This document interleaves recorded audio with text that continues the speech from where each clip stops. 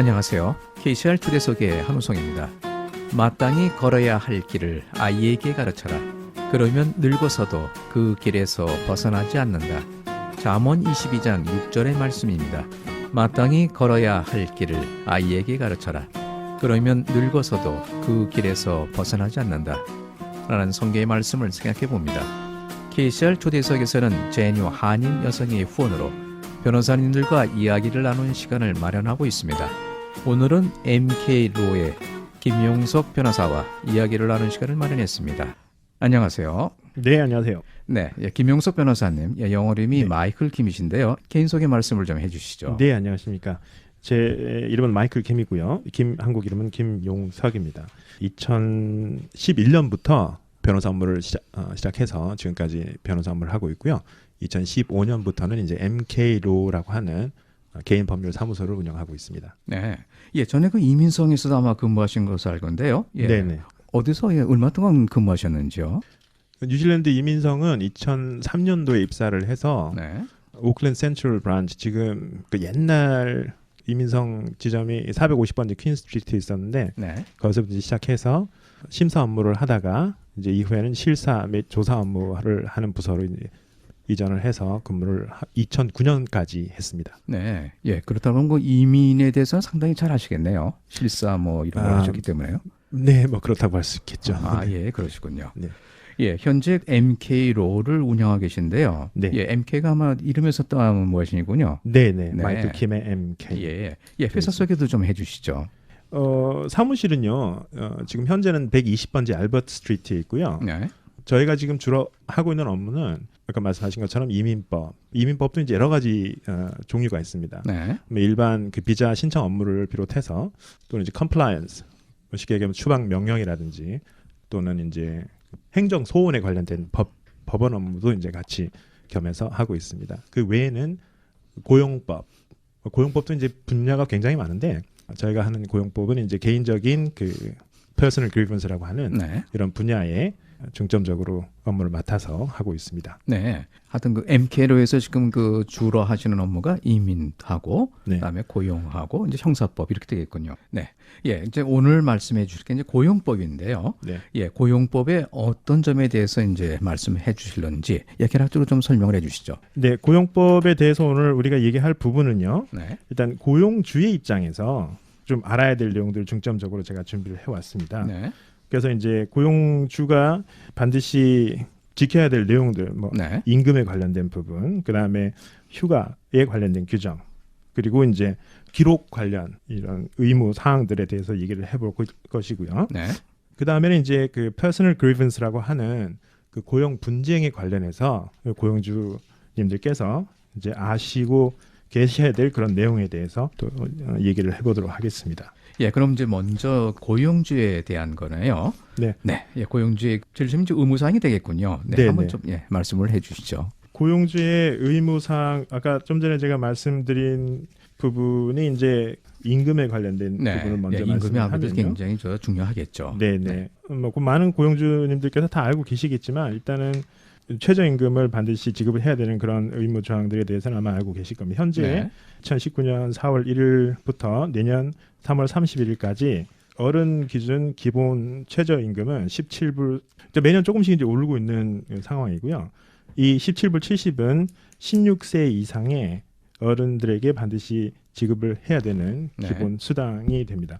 그 다음에 이제 또 이거보다 조금 낮은 그 레이트의 최저 시급이 있긴 한데 이제 두 가지가 있습니다. 하나는 스타팅 아웃라고 하는 이 레이트는 이제 14불 16 시간당 14불 16을 지급을 해야 된다고 하는 규정인데 네. 이제 이 규정은 16세에서 19세 이하의 교육기관 또는 트레이닝 기관에서 학업을 수료 중인 학생들이 그 학업 과정 중에 반드시 이수를 해야 되는 연수 과정을 목적으로 고용 관계가 이루어진 경우에는 14불 16씩을 지급해야 되는 그런 14불 16센트를 이제 지불하게 되는군요. 네. 그 다음에도 이제 같은 레이트인데요. 같은 레이트로 20세 이상의 뉴질랜드의 정식 교육 기관에서 교육을 받고 있는 학생들이 그 교육 과정 중에 하나로 아까 말씀드린 부분과 비슷하게 교육 과정을 수료하기 위해서는 반드시 거쳐야 되는 이런 연수 과정 그런 것들이 서류상으로 규정이 되어 있는 경우에 이제 지급하는 그 레이트가 되겠습니다. 네, 그렇군요. 예, 그렇다면 또 이제 오버타임일 때도 아마 있을 것 같은데요. 네네. 네, 그 경우는 또 어떻게 될까요? 오버타임은 뭐 원칙적으로는 고용계약서 상에 규정이 되어 있는 대로 고용주가 이제 지급을 해야 되는 거고요. 이제 이 부분은 이제 연봉, 샐러리로 규정이 되어 있는 직원들과 그 외에 이제 시급으로 규정이 되어 있는 직원들이 내용이 좀 틀려지게 됩니다. 네. 그 고용계약서에 따라서는 연봉, 즉 샐러리로 지급이 되도록 되어 있는 이 직원들에 한해서는 고용계약서 상에 추가 근무를 하는 경우에 만약 그 추가 근무 기간이 통상적인 업무를 수료하기 위해서 꼭 필요한 내용이다라고 판단하는 부분에 대해서는 이제 고용주가 추가적인 급여를 지급하지 않아도 된다라고 하는 규정을 이제 삽입할 수가 있습니다. 네. 그런 것들이 서면상으로 이제 사전에 동의가 되면 그 부분에서는 이제 오버타임에 관련해서는 지급을 할 의무가 없어지게 될 수도 있는 것이죠. 네. 이 부분을 정확하게 고용주님께서 잘 알고 계셔야 이와 관련된 기본 수당을 지급해야 되는 의무를 브리치하지 않을 수도 있습니다. 네, 오버타임에 대해서는 하여튼 고용계약서 상에서 결정되기 때문에 네. 예, 무조건 뭐 오버타임 일을 했다 해가지고 이렇게 뭐 몇 배를 준다 이렇게 알아서는 안 되겠군요. 그 외에 또 어떤 사항이 또 있습니까? 그다음에 이제 직원들이 이 나라 공휴일이 이제 정식으로 11일이 정해져 있습니다. 네. 11일로 정해져 있는 이 지정 공휴일에 직원들이 일을 하였을 경우에는 반드시 통상급여는 이제 기본 급여가 아닌 통상적으로 받고 있는 그 직원이 한 주에 통상급여의 1.5배에 해당하는 급여를 지급해야 되는 그런 규정이 있습니다. 네, 요거는 뭐 고용계약서랑 관계없이 이렇게 지불을 하는 모양이죠. 네, 그렇습니다. 이 내용은 이제 아까 말씀드린 고용법상에 규정이 되어 있기 때문에 고용계약서에 이런 내용들이 없더라도 고용주가 반드시 지켜야 될 내용입니다. 예, 이제 임금에 대해서 말씀해 주셨고요. 이제 네. 다음이 또 휴가네요. 예, 휴가에 관련된 내용은 많이 아시고 계시다시피 일단 4주, 1년 이상 근무를 지속한 직원에게 해당되는 휴가의 권리가 4주가 주어지게 됩니다. 1년이 되지 않은 직원들이라 할지라도 고용주가 이제 고용 사전에 동의를 한다고 하면 4주간의 휴가 중에서 뭐 일정 부분 먼저 사용을 할 수도 있는 그런 규정으로 되어 있고요. 그다음에 이제 그 1년이 지난 다음에 휴가를 사용할 시에 사정에 따라서 4주를 전체 다 사용하지 않는 경우가 있을 수 네. 있습니다. 그런 경우에는 그 최대 1주에 한해서 휴가 일에 해당되는 부분만큼 급여로 대신 지급을 받는 그런 경우도 사전에 동의를 한 후에 그렇게 지급을 받을 수가 있습니다. 네. 그리고 이제 그 대체 휴일일 경우는 또 어떻게 될까요? 대체 휴일이라고 하는 것은요, 직원들 중에 통상 근무일이 국가에서 지정하는 지정 공휴일이 되는 수가 있습니다. 그 통상 근무일이 그런 공휴일이 되는 경우에 그 직원들에 한해서 만약 그 지정 공휴일에 일을 하게 되는 경우에는 대체 휴일을 고용주가 반드시 보장을 해야 되는 그런 규정이 있습니다. 네. 그러면 이제 하루를 더 이제 쉬어야 된다는 얘기가 되겠군요. 네, 그렇습니다. 네. 여기서 이제 주의를 하셔야 될 거는 지정 공휴일에 만약 그 해당 직원이 1시간 또는 뭐 2시간 이렇게 전체 하루 종일 일을 하지 않았다 하더라도 대체 휴일은 반드시 하루를 전체로 보장을 해야 되는 그런 의무가 있습니다. 예, 그리고 이제 임금하고 이제 그 근무 기록표를 뭐 꼭 작성을 해야 되는 겁니까? 어떻습니까? 네. 이것도 이제 그 작년에 새로운 그 법규가 제정이 되면서 고용주가 지켜야 되는 내용 중에 하나로 Labor Inspectorate이라든지 다른 그 국가 기관에서 많이 단속을 하고 있는 내용이기 때문에 네. 고용주께서 이제 좀 신경을 많이 쓰시고 준비를 해두셔야 되는 내용인데요. 이제 Wages and Time Record라고 하는 내용은 이거는 이제 반드시 모든 직원들에게 다 해당이 됩니다. 그래서 어떤 내용들을 기록해서 보관을 해야 되느냐 하면 일단은 모든 직원의 근무 시간과 근무일, 그 근무 날이 되겠죠. 그 다음에 휴가 또는 네. 그 외에 이제 기타의 휴가가 여러 가지 휴가가 있기 때문에 그 여러 종류의 휴가 내용에 관련해서도 기록이 되어 있어야 되고요. 그 다음에 이제 그 통상적으로 지급된 그 급여 중에서 디덕션이 되는 부분, 그러니까 일정 그 감해지는 그 감액 부분에 관련된 충분한 설명이 기록이 되어 있어야 됩니다. 뭐 예를 들면은 그 PAY 소득세가 되겠죠. 네. 그 다음에 학생 수당, 학생 스튜던트 론을 지급을 해야 되는 그런 분들에게는 이제 학생 수단이 원천 징수가 되게 되는데 그런 내용도 별도로 명기가 되어 있어야 되고요. 네. 그다음에 키위 세이버에 관련된 내용도 마찬가지의 내용이 되겠습니다. 네.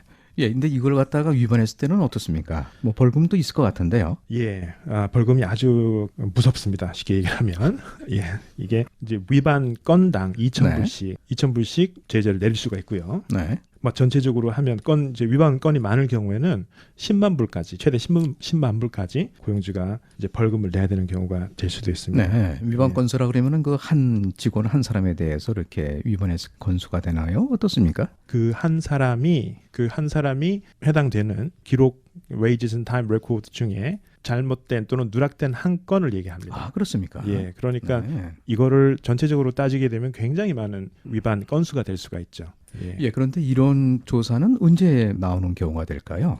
불시에 뭐 이렇게 그 레이버 인스펙터나 또는 정부기관에서 나오는 건 아니고요. 통상적으로는 근무를 했던 또는 현재 근무를 하고 있는 직원이 이제 레이버 인스펙터레이나 또는 ERA나 이런 공공기관에 위반 사실을 신고를 하는 경우에 네. 대부분 조사기관 인스펙터라고 하죠. 인스펙터가 나와서 해당되는 직원 또는 그 외에 기타 지금 현재 또는 과거에 고용이 되었던 직원들에 대해서 전수조사를 할 수도 있게 되는 거죠. 예. 하여튼 그 한국 업소에 계신 분들은 이 점에 굉장히 그 주의를 해야겠군요. 네. 예, 지금 이런 문제가 지금 굉장히 많이 일어나고 있어서 이런 부분에 대해서는 좀 각별히 조심을 해 주셔야 될 것 같습니다.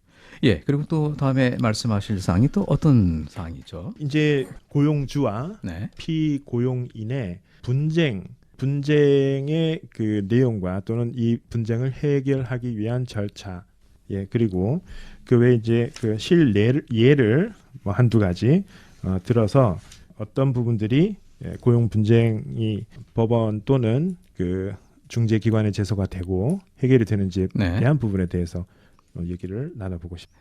예, 그렇다 그러면 좀 회사에는 그 고용주와 이제 고용 피고용주가 있고 또 이제 볼런티어가 또 있군요. 네. 예, 한번 그 설명을 좀 해주시죠. 예. 고용인과 피고용인의 분쟁 관계라고 하면 반드시 이제 선제 해결되어야 될 것이 두 사람의 관계가 고용 관계인지 아닌지를 먼저 규명을 해야 됩니다. 네. 예.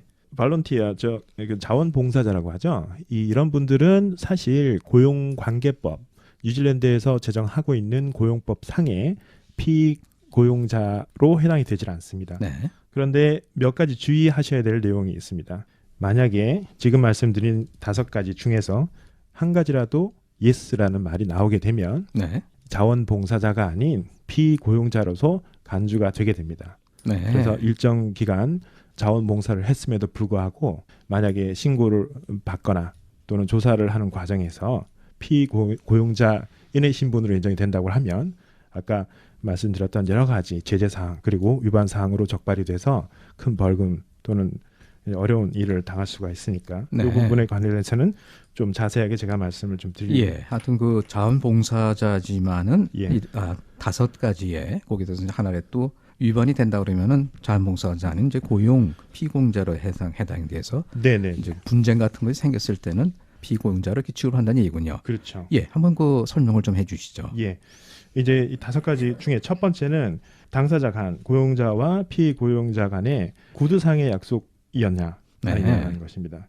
이게 만약에 yes라고 하면 그 피고용자는 자원봉사자가 아닌 피고용인으로서의 신분을 인정받게 되는 것입니다. 반드시 자원봉사자 volunteer agreement가 있어야 된다는 거죠. 아, 예. 예. 이게 문서로 돼 있지 않고 그냥 구두로 됐으면은 피고용자로 인정이 된다는 말씀이군요. 네, 그렇습니다. 그러니까 자원봉사자면은 분명히 서류상으로 다 돼 있어야 된다 이 말씀이네요. 네. 네. volunteer agreement라는 것이 있고요. 뭐 인터넷으로도 손쉽게 찾아볼 수가 있습니다. 예, 이런 템플릿을 통해서 반드시 이 발런티어 업무를 시작하기 전에 당사자가 내용을 충분히 숙지를 한 후에 서명을 한 후에 이제 이런 일들이 전제가 될 경우에만 자원봉사자로서 인정을 받을 수가 있게 되는 거죠. 네. 두 번째는요. 만약에 사장님께서 직원에게 식단을 하는 경우라고 예를 들어서 말씀드려 보면 점심 일을 하는데 점심을 공짜로 무료로 지급을 한다든지 네. 또는 퇴근길에 그 직원들을 이제 집까지 무료로 뭐 쉽게 얘기하면 트랜스포트 서비스가 되는 거죠. 이런 어떤 그 혜택을 제공하는 경우에 있어서는 만약 그런 경우가 있다고 예라고 대답을 할 수가 있을 경우에는 또 자원봉사자라고 인정을 받을 수가 없습니다. 네. 자원봉사자는 쉽게 말씀드리면 완전한 자원봉사라야만 된다는 것입니다. 네. 어떤 이유를 막론하고 경제적인 혜택이나 또는 여러 가지 뭐 편의를 봐주는 경우. 네. 그러면 예를 들어서 이제 뭐 기름값을 좀 지원했다 그러더라도 그러면 안 된다는 얘기가 되겠군요. 네. 그렇게 되면 자원봉사자, 발런티어의 정의에서 벗어나기 때문에 그간에 이분께서 일하셨던 모든 내용에 대해서는 고용자로서의 의무를 가지게 되는 것입니다. 네. 그렇다 그러면 그 조그만 그 선물 줄 때는 어떻게 될까요? 뭐 기프트 카드라든가 이런 건 어떻게 되겠습니까? 네, 어떠한 내용의 혜택이라고 말씀드릴 수밖에 없을 것 같은데 혜택이나 경제적 이익을 제공하는 경우는 다 해당이 됩니다. 자, 이제 이 두 번째고요. 그 다음에 세 번째가 만약 이 자원봉사자가 하는 일 자체가 직접적으로 고용주의 어떤 업무 또는 사업에 경제적 이익을 가져다 주는 경우, 또 여기에 대한 대답이 예스라고 하면 이제 자원봉사자가 아닌 피고용인이 되는 것이죠.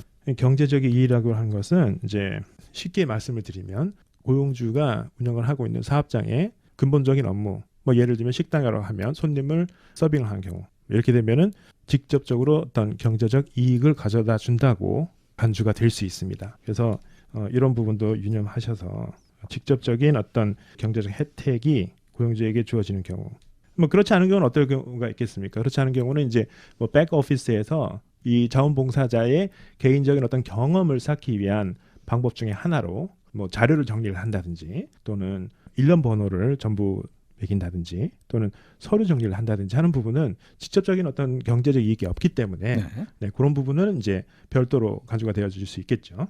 네 번째가 또 이제 지금 말씀드린 부분과 좀 비슷한 내용인데 이 자원봉사자의 일 자체는 고용주의 중점적인 어떤 사업 행위에 해당이 돼서는 안 된다는 것입니다. 식당 얘기를 예를 들었었고요.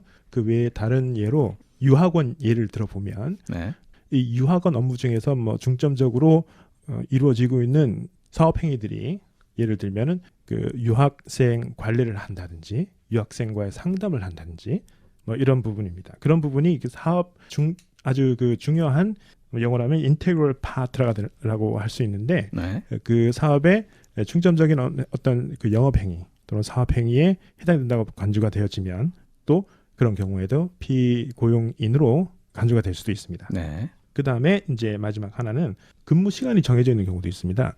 특정 기간 동안 예를 들면 한 달이나 두 달 동안 이렇게 근무 시간이 일정 시간으로 정해져 있어서 그 시간에 반드시 출근을 해야 된다든지 출근을 한 다음에 해야 될 일이 지정이 되어 있다든지 이런 경우에도 피고용인으로 간주가 될 수 있습니다. 이거 상당히 중요한 일이라고 볼 수 있겠네요. 네.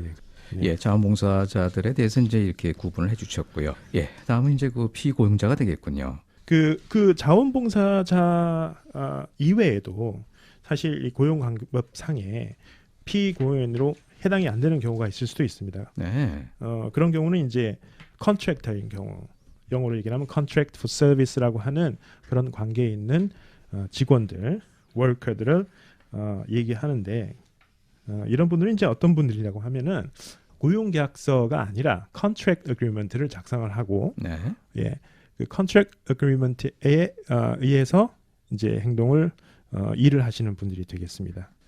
쉽게 얘기를 하면 건설 현장에 특정 건설 업무를 일정 기간 동안 정해져 있는 시간당 얼마, 하루에 얼마 이런 식으로 급여가 정해지지 않고 그 일 전체적으로 쿼테이션을 받아서 그 업무를 수행을 하는 이후에 받게 되는 임금이라고는 볼 수가 없겠죠. 그런 이제 지급의 형태는 컨트랙터가 됩니다. 이 컨트랙터들은 피고용인이 아니기 때문에 그 지금 우리가 얘기하고 있는 고용관계법 상에서는 이제 관련이 없는 분들이 되겠죠.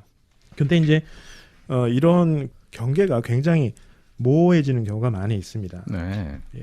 그래서 이제 어떤 분들은 피고용인으로 인정이 되는 경우도 있고 어떤 분들은 또 그렇지 않은 경우가 있는데 요는 사장님과 직원의 관계, 실질적인 관계가 어떠냐에 따라서 그 직원 관계가 고용 관계인지 또는 단순한 계약 관계인지를 이제 결정하게 됩니다. 그래서 쉽게 말씀드리면 우리는 고용계약서가 없는데 고용계약서를 준비를 해서 이제 이 일을 시작한 게 아니라 어떤 계약 형태로 우리가 일을 시작했다라고 말씀을 하실 수도 있겠지만 고용계약서가 있고 없고의 유무관계는 사실 실질적인 관계를 파악하는데 하나의 요소일 뿐 결정적인 요소는 아닙니다. 고용계약서가 있던 없건 또는 다시 말씀드리면 고용계약서가 아닌 이 contract for service에 관련된 계약서가 있다 하더라도 그 실질적인 내용에 따라서는 이 사람은 컨트랙터가 아니라 피고용인이다. 따라서 고용주가 고용관계법상에 규정되어 있는 여러 가지 법적인 의무를 해야 될 의무가 있다라고 판단되어지는 경우가 많이 있습니다. 90일 동안에 그 일을 해보고 이제 그 결정한다는 게 있었는데 그게 뭐 지금도 그 시행되고 있습니까? 어떻습니까? 지금도 시행이 되고 있고요. 3개월이죠. 네. 3개월 동안 트라이얼 피리어드라고 한 것도 이제 고용주들 사장님께서 잘 모르고 계시는 분들이 좀 있는데요. 네. 주로 이제 많이 잘못 알고 계시는 경우가 고용계약서를 새로 쓸 때 이 직원이 이제 사실 몇 년 전부터 일을 하셨던 분인데 고용계약서를 새로 쓸 때 이런 90day trial period라고 하는 내용을 이제 규정을 삽입을 해서 그거 관련해서 이제 뭐 예를 들면 90일 이내에 해고를 하는 것은 고용주의 의무가 없다, 책임이 없다라고 생각을 하시는 분들이 있습니다. 네. 예, 그건 이제 맞지 않는 내용이고요. 네. 그래서 직원이 이미 이전부터 일을 하셨던 분인데 다른 포지션이나 또는 급여가 틀려지게 되는 경우 또는 여러 가지 이유에 의해서 고용계약서를 새로 작성하시는 경우에 이런 고용계약서 상에 있는 그런 90day trial 규정은 사실 해당이 되지 않는 거죠. 90day trial period에 관련된 부분에 대해서 한 가지 더 말씀드릴 거는 90day trial 안에 고용주가 해고를 하는 경우에 그 해고가 된 사실로 인해서 ERA나 또는 고용법원에 제소를 할 수 없다는 그런 부분들이 보장이 되어 있습니다. 네. 해고 사유가 법원의 소송의 이유가 될 수 없다라는 것이죠. 다시 말씀드리면은 해고가 아닌 기타 여러 가지 다른 부분에 대해서는 제소를 할 수 있는 그런 경우도 많이 있습니다. 어떤 부분이라고 하면 해고가 되기 전까지의 일련적인 상황 이런 부분들이 있는데 그런 부분들은 unjustifiable disadvantage라고 하는 내용들이 있습니다. 그것은 이제 해고가 되기 전까지였던 고용주의 부당 행위를 얘기하는 것입니다.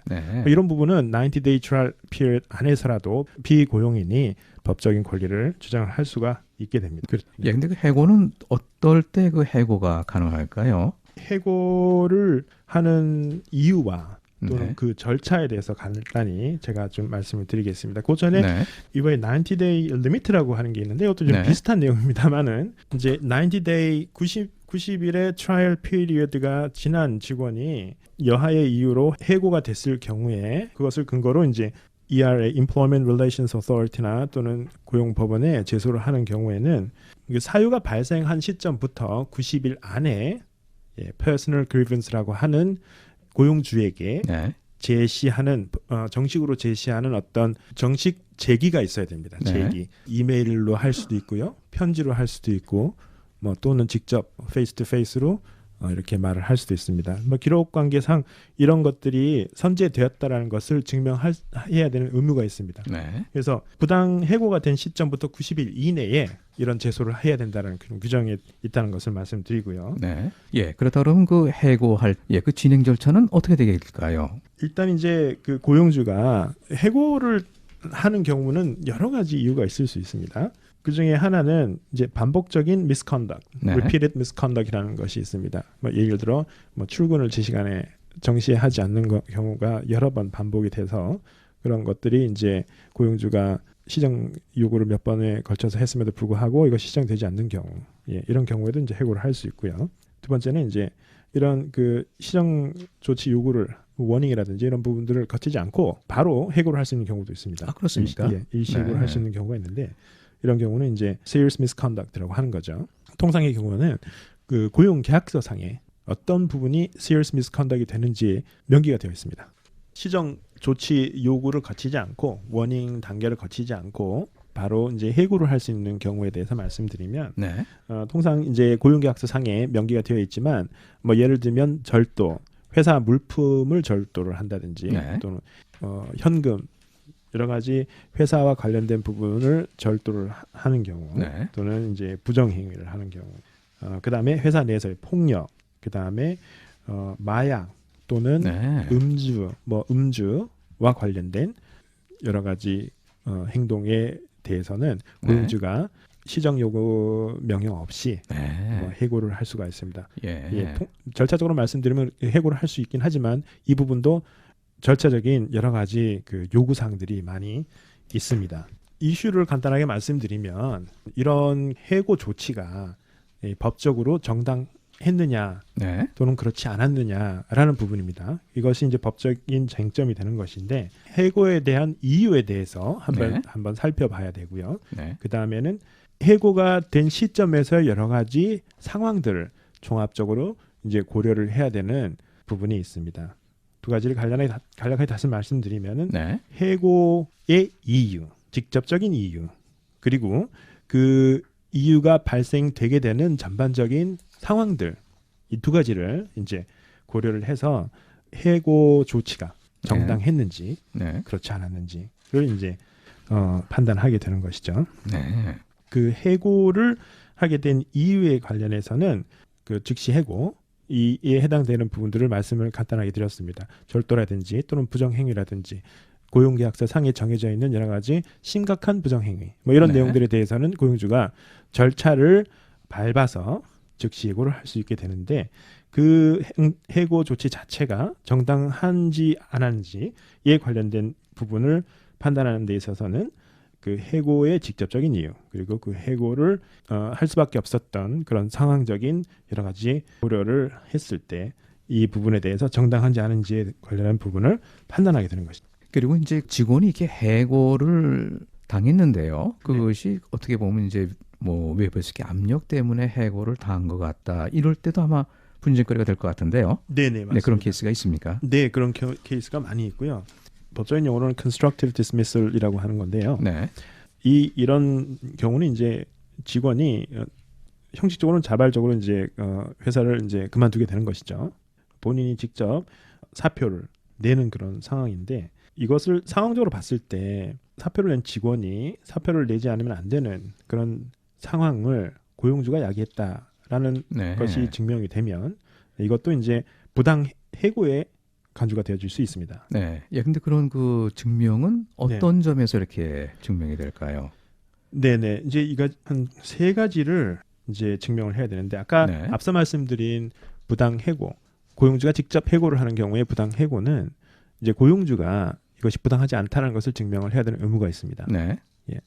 그런데 이 constructive dismissal은 고용주가 아닌 본인이 사표를 쓴 그 직원이 말하자면 회사를 그만두게 된 사유가 고용주가 사표를 내게 하는 그런 상황을 만들었다는 것을 증명을 해야 되는 의무가 있습니다. 그럼 어떤 건지 증명을 해야 되는지 좀 살펴보면요. 고용 관계에서 일어날 수 있는 여러 가지 뭐 조건들이 있습니다. 그죠? 뭐 고용계약서 상에 나와 있는 조건이라든지 또는 고용주와 피고용인 사이에 암묵적인 의무, 권리와 의무 뭐 이런 부분들이 되겠죠. 고용주가 지켜야 되는 의무라고 하면 good faith relationship, 고용주가 선의의 고용주로서의 의무를 다해야 된다는 것들도 있고요. 그 다음에 뭐 양자에 다 해당이 되는 거긴 하지만 trust and confidence라고 하는 신의와 성실 그리고 믿음의 이런 기본적인 관계를 해치지 않도록 노력을 해야 되는 그런 의무가 있습니다. 자, 그런데 아무 그런 묵시적인 또는 명기적인 그 조건들을 행하지 않았다고 해서 다 constructive dismissal에 해당되는 것은 아니고요. 피고용주 입장에서 자기가 주장하고 있는 이런 의무 위반 사례, 그 내용 자체가 고용주 입장에서 봤을 때 그 직원이 사표를 낼 수밖에 없는 상황이다라고 객관적으로 판단이 되어질 때만 인정이 되는 것입니다. 다시 말씀드리면 고용주 입장에서 내가 이렇게 하면 저 친구는 그만두겠지라는 것을 충분히 예상을 할 수 있을 정도로 그런 의무 위반 사례가 네. 강해야 된다는 것이죠. 예, 그렇다 그러면 이제 그 근무 당시에 고용주의 부당 행위라 그러면은 어떤 것들이 있을까요? 직원이 이제 해고가 됐단 말이죠. 네. 해고돼서 법적으로 소송을 제기를 했는데 그 해고 사유에 관련해서 법적인 소송을 제기를 한과 동시에 또는 해고 시점 이전에 고용주의 어떤 부당 행위도 법적으로 소송을 제기해서 이와 관련된 compensation 보상을 받을 수가 있습니다. 네. 예. 그것은 이제 고용 기간 중에 부당 행위에 관련된 내용인데요. 간단하게 예를 들어 말씀드릴 수 있다고 하면 분리에 해당이 분리는 이제 어떤 거냐면 이제 반복적으로 그리고 부당한 어떤 고용주의 부당 행위로 인해서 특정인 또는 특정 그룹의 피고용인들이 본인들의 근무에 관련된 불안전성이나 또는 뭐 정신적인 피해 뭐 이런 것을 입었다라고 해당되는 주장을 할 경우에 가 해당이 되고요. 이런 분리는요 지금 현재 굉장히 그 사회적인 현상으로도 많이 지금 일어나고 있습니다. 예. 그래서 노동기관에 대해서도 이런 부분에 대해서도 굉장히 좀 엄격하게 내용들을 적용을 해서 관련 위반자들에 대해서 처벌을 한다든지 하는 부분들이 강력하게 시행이 되고 있으니까 좀 조심을 하셔야 될 것 같고요. 이런 분리는 두 가지를 나눠서 볼 수가 있는데 하나는 이제 개인적인 레벨, 또 하나는 이제 업무에 관련된 레벨 두 가지로 볼 수가 있습니다. 하나는 개인적인 레벨은 뭐 단순하게 직접적으로 고함을 친다든지 또는 모욕적인 언사를 한다든지 또는 비아냥거리는 행위를 반복적으로 하는 경우가 해당이 되겠고요. 예. 그다음에 이제 업무에 관련된 어떤 분리를 예를 들면 현실 불가능한 어떤 그 업무 지시 그것을 이제 해야 되는 또는 전혀 의미가 없는 그런 업무들을 지시를 한다든지 아니면은 이유 없이 업무 그 내용에 대해서 끊임없이 이제 지적을 한다든지 뭐 이런 부분들이 전부 분리에 해당이 된다고 볼 수가 있습니다. 하여튼 뭐 강압적인 해고로 이렇게 볼 수가 있다는 말씀이군요. 그렇죠. 해고되기 전에 어떤 일련의 상황들이 고용주가 이런 부당 행위를 했다고 볼 수가 있습니다. 만약에 이게 인정이 되면은 별도로 또 보상 금액이 지정이 되게 됩니다. 그 다음에 지금 저희가 살펴본 이후에도 한 두세 가지가 더 있는데요. 이 듀레스라고 하는 좀 약간 어려운 단어가 있습니다.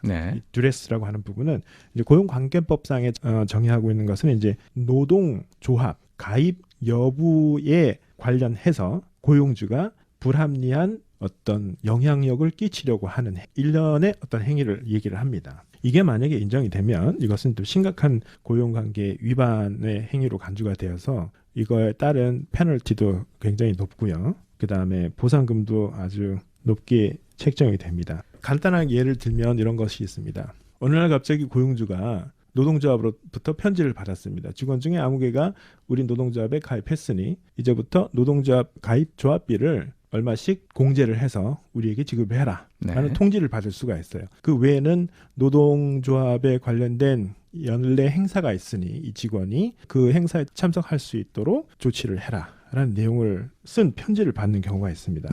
이제 이런 편지를 받고 고용주가 처음 있는 일이라 피고용인에게 물어볼 수는 있죠. 이 내용이 어떤 내용입니까? 라고 물어봤는데 이거에 대해서 고용주가 개인적인 감정을 드러낸다든지 또는 그 가입 사실 여부에 관련해서 어떤 부정적인 또는 부당한 탈퇴라든지 뭐 이런 것들을 요구를 하게 되는 경우가 있습니다. 이런 부분들을 이 듀레스에 해당이 된다고 볼 수가 있겠죠. 이게 이제 왜 중요하냐면 아까 말씀드린 그 두 가지 부당 해고 또는 부당 행위와 별도로 심사가 되어질 수 있고 이런 부당 행위가 인정이 되면 또 별도로 보상 또는 페널티가 주어지는 경우가 많이 있기 때문에 조심하셔야 됩니다. 그리고 또 이제 인종차별 같은 것도 굉장히 크게 문제되지 않을까요?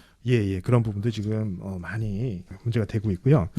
이것도 이제 그 별도의 어떤 그 별도라고 계속 말씀드리고 있는데 별도라고 하는 것은 어떤 거냐면 고용관계법상에 별도의 보상을 책정해두고 있는 내용이라는 것을 제가 말씀드리는 것입니다. 그래서 이제 섹슈얼 또는 racial harassment라고 하는 부분이 있는데 이런 것도 간단하게 제가 살펴보면 쉽게 알고 있는 성희롱에 해당되는 것이 있겠죠. 성희롱이라고 하는 것은 일단 상대방이 원치 않는 그리고 요구하지 않는 어떤 일련의 성적인 뉘앙스가 있는 행동이나 또는 표현 또는 그런 뉘앙스가 있는 어떤 그 서류 또는 영상, 사진 이런 것들을 그 해당 직원에게 보여주거나 네. 이거에 대해서 코멘트를 하거나 이런 부분들이 해당이 될 수 있습니다. 또는 여타 그 직원이나 또는 뭐 회사와 관계없는 사람의 신체의 특징이나 또는 그 사람의 뭐 예를 들면은 성적 취향 이런 부분에 대해서 우리가 물어보지 않았는데 고용주가 코멘트를 한다든지 평가를 한다든지 하는 행동도 굉장히 조심해야 될 부분 네. 중에 하나입니다. 그 외에 또 racial harassment라고 하는 것은 해당 직원에게 해당이 되는 인종 또는 뭐 피부의 색깔, 그다음에 국적 이런 부분.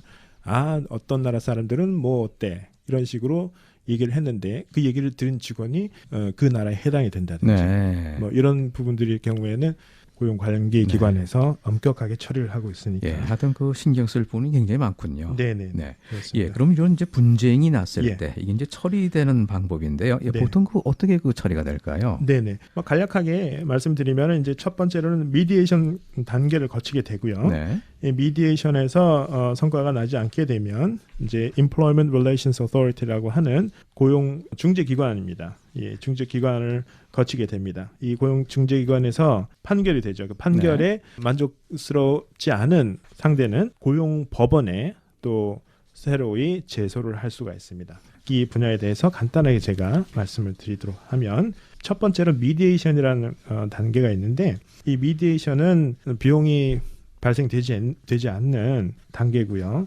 네. 미디에이션 서비스라고 하는 기관에서 정식 미디에이터가 참석해서 양자가 이 고용 문제에 대해서 쉽게 얘기하면 허심탄회하게 네. 그 문제를 해결해서 양자가 합의를 할 수 있도록 네. 도출하는 그런 그러니까 미디에이션 그러면 이제 중재가 되겠군요. 네네 그렇습니다. 근데 이거는 그 비용이 안 드는 모양이죠? 중재위원회 가면요? 예, 이 비용은 네. 없고요.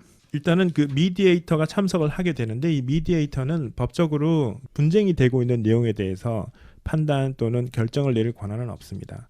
그렇지만 양자가 만약 합의를 하게 되면 이 미디에이터가 보는 시각에 의해서 이 미디에이터가 권고하는 내용이 법적인 효력을 가질 수도 있습니다. 네.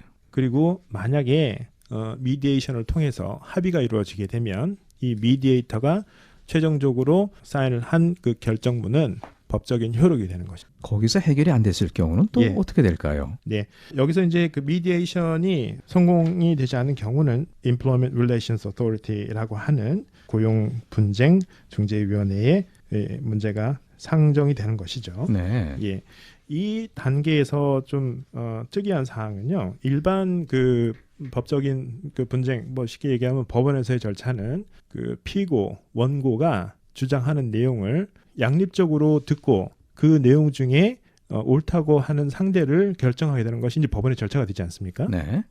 근데 이 ERA는 그런 그 양립적인 adversarial한 이런 과정을 거치는 것이 아니고 그 멤버 ERA 멤버라고 하는 재판관이 양자의 내용을 직접 들을 뿐만 아니라 네. 본인이 이 사건의 전반적인 내용을 조사를 하게 됩니다. 아, 예. 예.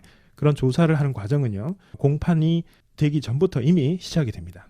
네. 네. 그래서 피고용자가 고용 부당 행위에 관련된 내용을 제소를 하게 되면 그 시점부터 이 내용을 지정받은 멤버가 전반적인 내용들을 이미 조사를 하고 있는 것이죠. 네. 예. 그래서 investigation meeting이 되는 게 공판이 쉽게 얘기하면 공판이라고 얘기할 수 있는데 이 공판 단계에서는 일정 부분 이 멤버가 사건 전반에 대한 어떤 개인적인 견해를 가지고 있다라고 보셔야 되는 게 맞습니다. 그러니까 그런 개인적인 견해를 확인하는 절차가 공판의 절차가 되는 것이죠. 네, 그렇군요. 그래서 뭐 80%, 90% 정도는 이미 어떤 시각이 굳어진 상황이라는 거. 요것이 이제 일반적인 법원 절차 또는 법원의 그 일련 결정 절차랑 좀 틀리다고 볼 수가 있습니다. 엠플로이먼트 코트에 가는 경우도 있는 것 같은데요. 이 경우는 어떤 경우일까요? 그 바로 이제 임플로이먼트 코트로 갈 수는 없고요. 통상적으로는 예. ERA에서 이제 나오게 되는 그 결정 사항이 만족스럽지 못하는 경우에 패소자가 되겠죠. 패소자가 고용 법원에 전반적으로 이 내용을 다시 한번 제소를 할 수 있게 됩니다.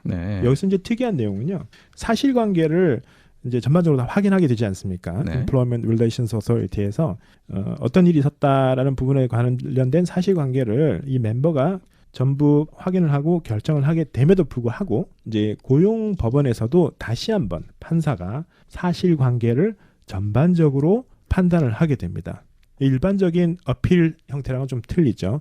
일반적으로는 법원이 그 트라이얼 코트라고 하는 사실관계를 판단하는 법원에서는 그 사실관계가 결정이 되면 항소 법원에서는 사실 그 사실관계에 대해서는 건드리지 않습니다. 네. 법적인 내용만 가지고 이 판단이 잘 됐다 못됐다라는 것을 결정을 하게 되는데 임플로이먼트 코트는 ERA라고 하는 곳에서 내린 사실 관련 모든 내용들을 전반적으로 새로 검토를 할 수가 있습니다. 네. 무슨 얘기냐면 그 제시가 되지 않았던 새로운 정보들, 새로운 증거들도 다 같이 제출을 해서 법원이 이것을 판단할 수 있다는 그런 과정인 거죠. 네. 이것을 법적으로는 이제 디노보라고 합니다.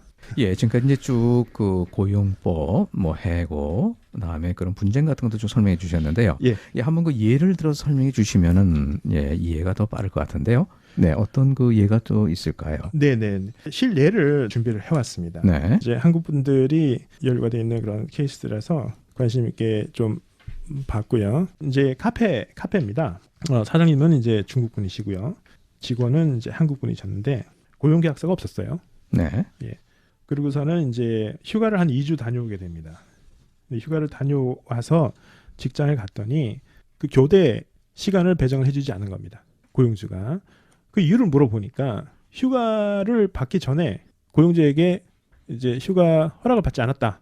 그러니까 부단 결근을 했다라는 거죠. 뭐 결근은 네. 아니지만 교대 시간에 해당되는 그때 이분이 이제 없었기 때문에 네. 고용주 입장에서는 앞으로도 계속 근무 시간 로스터를 지정해 줄 수 없다라는 그런 입장이었고 그렇기 때문에 결과적으로는 이제 해고 사항이 된 거죠. 네. 그런데 이제 그 ER에서 판단하게 된 경우는 된 내용은 이제 이분이 사실 고용계약서가 없었기 때문에 모든 이제 결과가 비고용인 이분의 케이스가 이기는 케이스로 이제 된 거죠. 고용계약서가 없었기 때문에 휴가를 받을 시에 이분이 누구에게 어떤 형식으로 어떤 절차를 통해서 휴가를 받아야 된다라고 한 부분을 알 수가 없었습니다. 그런 상황에서 이분은 그 담당 매니저에게 얘기를 했고 그 매니저는 구두상으로 휴가를 허락을 했습니다. 뭐 휴가는 아니죠. 로스터 시간에 본인이 있을 수 없다. 이 네. 2주간은. 네. 그거를 이제 사전에 허락을 받고 본인 입장에서는 이제 한국을 갔다 왔는데 그 실질적인 사장이 네. 자기한테 얘기를 안 했기 때문에 이것은 인정할 수 없다라고 판단해서 뭐 결과적으로는 부당 해고에 해당이 되었고요. 네. 예, 휴가비 그 뭐 헐리데이 페이죠. 그 내용 그 다음에 부당 해고에 관련된 보상금 이렇게 해서 막 한 10,000불 정도의 예, 피해 보상을 받게 된 경우도 있었습니다. 네. 마지막으로 교민분들한테 예. 이제 사업을 운영하시는 분들도 많이 계실 텐데요. 예. 또 이제 일하시는 분도 계시고요. 어떠한 점을 말씀하시고 싶습니까? 아무튼 일부 사장님들 정말 열심히 일하시고요. 직원들보다 더 일찍 일어나셔서 더 늦게까지 일하시고 그 다음에 또 법적인 부분도 최대한 고용주로서의 의무를 다 하시려고 하는 부분들은 저희가 충분히 경험적으로 알 수가 있습니다. 그런데 법적인 내용들을 본인이 모르는 상황에서 어떤 그 취하는 행동들은 그 이후에 그런 행동들이 하나하나 다 평가를 받을 수가 있다는 거. 예, 그런 부분을 좀 유념해 주시고요. 만약에 고용주가 가지는 피고용인과의 관계는 법적인 관계입니다. 이 관계를 해결하기 위해서는 법을 지키는 수밖에 없습니다. 내가 이 법을 몰랐습니다라고 하는 것은 변명이 될 수가 없습니다. 그렇기 때문에 이런 부분에 대해서 고민이 되시는 분들은 고용법을 전문으로 하는 변호사를 통해서 법적인 상담을 받는 것이 반드시 필요하다고 생각이 듭니다. 네, 만약에 그 금융들 중에서 예, 고용법에 대해서 이렇게 뭐 상담하기를 원한다 그러면은 네. 어디를 연락하면 되겠습니까? 웹사이트가 있고요. mklaw.nz 그 네. 웹사이트에 전화번호가 나와 있고요. 뭐 외우기도 쉽습니다. 365-1110으로 전화를 주시면 최초 30분은 저희가 비용을 받지 않고 관련 내용들을 상담을 해드리고 있습니다. 예, 만약에 고용법에 대해서 예. 뭐 문의사항이 있으면은 MK로 예, 이름이 참 쉽습니다. 웹사이트를 찾아보시든가 아니면은 365-1110으로 연락하시면은 예, 30분 정도는 이제 무료로 상담을 해드리는군요. 예, 오늘 그 고용법과 관련된 그 좋은 말씀 고맙습니다. 네, 감사합니다.